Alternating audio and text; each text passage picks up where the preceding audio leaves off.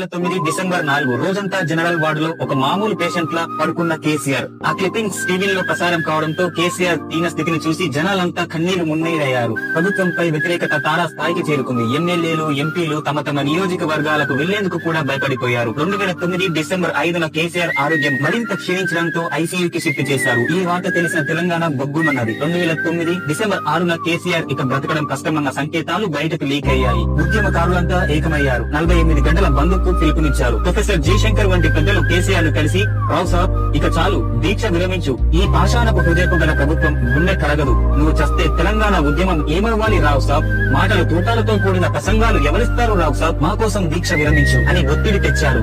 అప్పుడు కేసీఆర్ ఒక్క మాట చెప్పాడు, తెలంగాణ ఇప్పుడు రాకపోతే ఇక ఎప్పుడూ రాదు, చరిత్రహీనుడిగా మిగిలిపోయే కంటే సావడమే నయం, నేను సస్తే తెలంగాణ వస్తది అంటే సంతోషంగా సస్తా సార్ అని కంటతడి పెట్టుకున్నాడు కేసీఆర్.